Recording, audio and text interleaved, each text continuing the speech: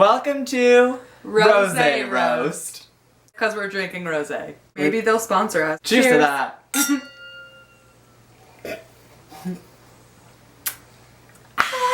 I'm Sam. And I'm Aidan. And welcome to Rose Roast. Episode 5. Let's go! Okay, so let's talk about our top 5 moments. As per usual, that's the whole point of this video. So our number 5 moment of the week is going to Mexico. We just wanted to address the fact that they're in Mexico City.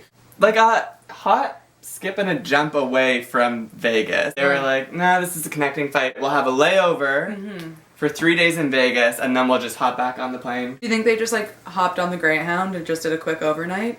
I mean, I don't know how proximity works. Quick bus ride away. I mean, I wouldn't turn it down, but I wouldn't be thrilled. We're just saying that they've gone to New Zealand, they've gone to Southeast Asia. Thailand, Africa. Are they consuming culture? Unlikely. Are they consuming wine? For sure. Are we roasting Mexico City? No. And that brings us to our 4th point. So our number 4 moment of the week was Amanda's one-on-one date with Ben in Mexico City. Mexico City. They went on a really romantic hot air balloon ride over the ruins. I was just gonna roast her for not knowing what they are. But look at us. We're no better. Pyramids? Those man-made hills. They just sat in front of them and just had them be scenically in the background. It could have been green screened. Know what those things are? No. Cool. There seems to be a theme with the girls getting cheated on by long-term boyfriends, which I thought is really interesting. The best part about these confessions of these poor girls is Ben's just sleeping with his eyes open. Is he hearing what they're saying? He's just no. I don't know what his deal is, but is all I want him to say. Would suffice. Our number 3 moment of the week is Lauren H's one-on-one date with Ben. Okay, so I liked her going into this date because when Ben woke everyone up for another event, she was the one in acne cream and a retainer. She wasn't even shy about it either. She was yeah, she was sit, and then had that interview on camera for being I didn't expect it to happen. Don't even consider taking it out. That is perfect. Lauren H went on this date, and a living nightmare of a date, may I add, because she had to just become a model amongst other stick white women. He was are you intimidated? Good. Put this on. Walk! She's not now, I'm not ready. It was just horrible. It's just be confident, Lauren. What's your problem? Yeah. Someone who needed less confidence was Ben, who has done maybe 3 promo shoots for this entire season of The Bachelor. Oh my God. And is sachet, sachet, sachet, Zoolander, blue steel. One. I was no. And they finished that date off by not eating a meal together but speaking. Sure. Just another meal going to waste on the damn Bachelor. They throw it off the roof after. Our second moment is all-encompassing Jubilee. Yes. It's big Jubes.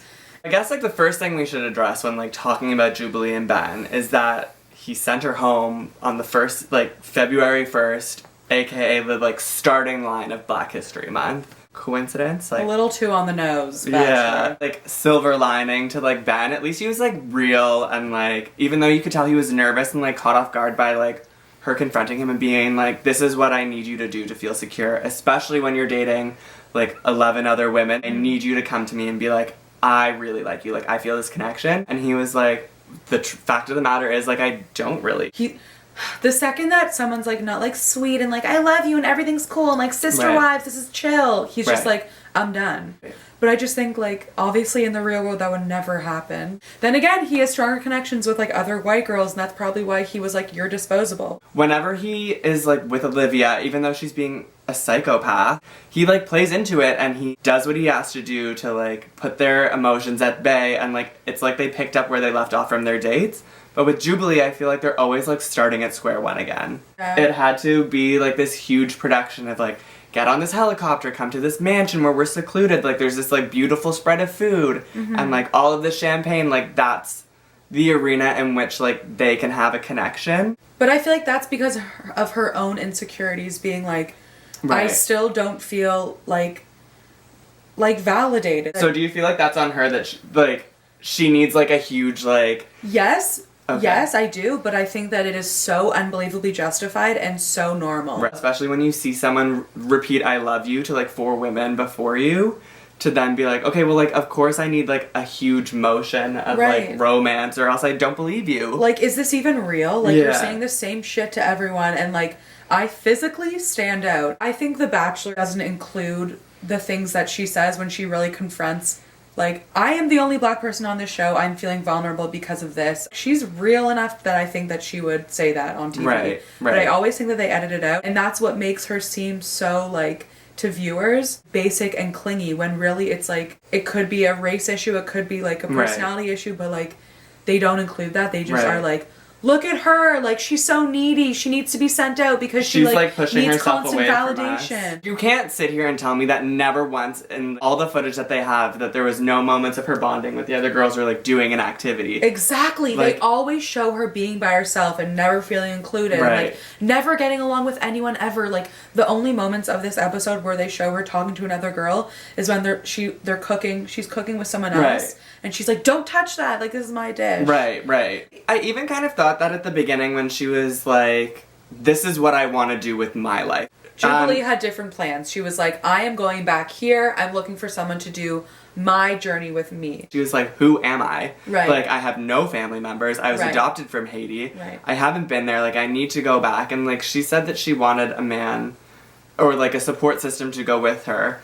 But, like, maybe she needs to go on this, like, journey of self-discovery and, like, have a girlfriend or something. Just, like, go with someone who you feel comfortable with and, like, figure out who you are instead of, like, this random guy from TV will help me sort out my entire life. The fact of the matter is, if she married him, she would have been divorced before she was 30. Certainly. So, they like, would never last. Girlfriend dodged a bullet there. I just wish that she had left on her terms instead of Ben kicking her out and being like, actually, this isn't going to work out. It would just be so empowering, and, like, I just didn't want him to have agency over that, and I wanted her to, you know, be more independent and, like, not be heartbroken. True. Oprah, move the fuck over. We just crushed that. Yeah. Pour some rosé on me. So our number 1 moment of the week was the big cliffhanger circled around Olivia. Oh, Olivia. They, like, did the classic, like, Bachelor route where they're like, we're gonna go to Ben and tell him that she's a bitch. Ugh. And, like, usually that backfires. Especially when one woman does it, then, like, they're the sacrificial lamb. And so Emily was like, I've already thrown my sister under the bus, so why stop now? Like, I'll throw Olivia under the bus, too. And then the fucking producer who decides to call the sister, like, and she's like, Haley! She's like cleaning the dishes, so not wanting to hear from you from home with her mom in Vegas. She, like, cried. Olivia showed up. Her tears, like, dried up instantly. And she's like, hey, girl, like, Ben's all yours now. Like, enjoy. And then Olivia had her moment. And then all the, well, I don't know if every single one, but they showed, like, a montage of 3 other girls being like, so someone in the group is shady, and I think you know who I mean. Olivia. Yeah. And, like, we don't even know what happened. We don't know. Yeah, that's the thing. Like, we have our opinions, but we don't even know how this carries out. Which like, is, she might be sent home after this. He is so tumbleweeds in his head that I'm sure he won't even really recognize the dialogue between him and the girls calling her out. We got hit with a big to be continued, which I'm sure you know. Thank you so much for watching, you guys. And you can check out our old videos if you haven't caught up. If this is your first episode, watch the old ones. Hope you love us as much as we do.